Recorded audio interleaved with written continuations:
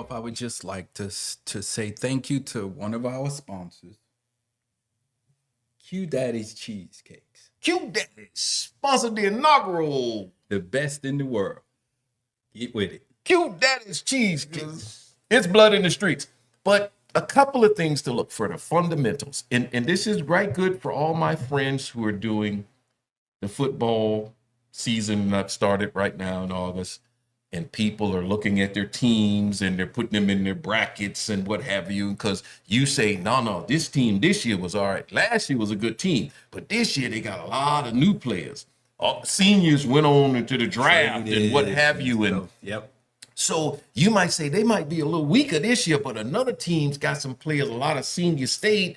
I'm just hitting on one thing. I don't know nothing about them brackets, have no clue about, but I know it's a big thing. And you're breaking down the teams. You want to know who's on defense, who's on offense, who's the quarterback. Same thing with a company.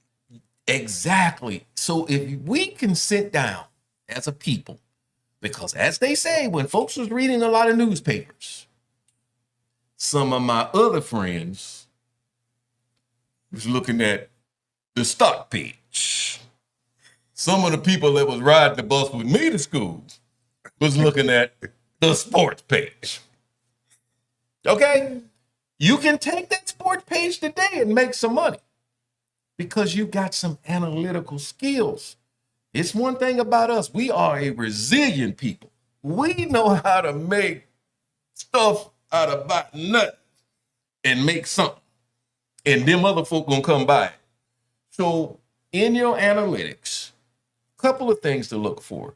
And you'll pull up the stock, look through the Yahoo stats on it, look for year over year revenue growth. It's one thing to look. Year over year. That means 21, 22, 23, 24. How have they been growing? Year over year operating income. And I'm sticking with the year over years for now. Year over year net profit growth. Look for a couple of things like that. What have they been doing over the years? And if you notice this company is just growing over the years, that's a good sign. And then this company, blood in the streets now, hit an A on year over year growth. A on year over year operating income. A on year over year net growth. And then this other thing that I'm not hip with, they hit an A in year over year diluted earnings per share. They knocked it out the park. And then Q told me about this thing here. Boy, this is like you do all your stuff on your paper, A, and then they tell you ain't the valedictorian because somebody did something with this word starts with a G. The what? So I can do all of this here, and then the what report kind of comes back and hits me? Oh, the guidance. Well, what the hell does that have to do with the price of tea in China? Because hold on. Wait, before you tell me that. The guidance ain't got nothing to do with the performance of what I just done. No. I just done A. Because and then some fat cat sitting in his underwear somewhere in a room gonna look at all this writing and gonna come up with what? So all of that stuff you mentioned before is what they did. The guidance report is what you gonna do. So don't tell me what you did. That's like saying, oh, I did this and this, I did that. No. Tell me what you gonna do now and going forward. So the guidance people, the people didn't really like their guidance. That's why this stock didn't go to the moon. It didn't go to the moon. No, it's not like the guidance was down. It's not like that. You know, NVIDIA is one of those companies that went like this and then to the moon. Right? Now, everybody got so used to it going to the moon. Last quarter, the earnings was about 200%, a little over 200. Now it's a 166, I believe, or 168. The earnings? Yes. So it went from 168%. percent. It's like unheard of. It's 168%. unheard of. Most companies, if they can get 20%, they're knocking it out the park. 166%.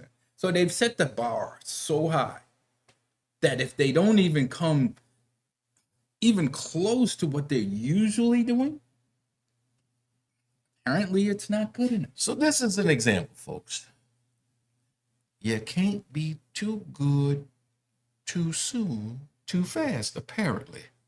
You got to hold back some stuff now. And just put a little bit out of the time to keep them going, because apparently if you just go to the moon, Yep. you didn't set your standard so high, not other people's standards. That's why we said, when they say the Dow is down, everybody is not down. This company ripped it for their report, ripped it, but they didn't go to the moon. However, Al's daughter said it's always a good time to get into the market.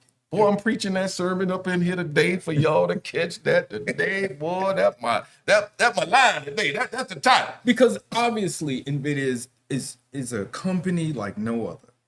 It is ahead of its time. It is the only one out there doing what they're doing. You know, it's like Tesla with electric vehicles. For a long time, they were the only bet, and that was it. Still pretty much that in America. Right. Ford and GM just said, we're just going to follow Tesla. So it's just like Apple. It's just like Tesla.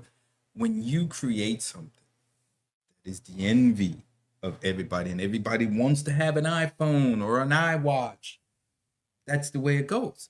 It's NVIDIA. Everybody wants their chips. Everybody. Because now they're saying we're only in the beginnings of this AI boom. It's like the internet when it first got started. Now look at it. But NVIDIA is it's a phenomenal company doing phenomenal things. And no one can touch it. But now is a prime buying opportunity for a stock like NVIDIA. And I say, I'm good. Warren Buffett says, one of the real smartest guy, and they say he's one of the baddest folks in town, one of the richest men with the stock market thing. Warren Buffett says, when it's blood in the water, time to buy. Yep. When everybody running out of the building, time for me to run in and get stuff on sale. Yep. Y'all love sales. They put up a sign, you're driving by someplace, 60% off. Y'all driving the car right by to crash the car. To get up in that store there, 60% off, 60% off. So when this notion about it's always a good time to get into the market, the other thing I'm going to tie to that is the other saying is time in the market beats timing the market. Time in the market beats timing. And when I think about that, I just got to break it down to my little old regular street way. When I see the sisters doing double dutch, and you see somebody that's going to get in, they stand on the outside and they start rocking. They get the rhythm, and then they get in because they don't want to mess up the flow. And then when they get out, they come out, but they keep that thing going. So they got a time when to get in the market. That's not how to do the stock market. You need to get in where you fit in and then ride that baby because it goes up and it comes down. And when it comes down, that's the time to pounce because you want to buy low and sell high. Stupid. You don't want to buy high because of the hype. And when it comes down, sell low.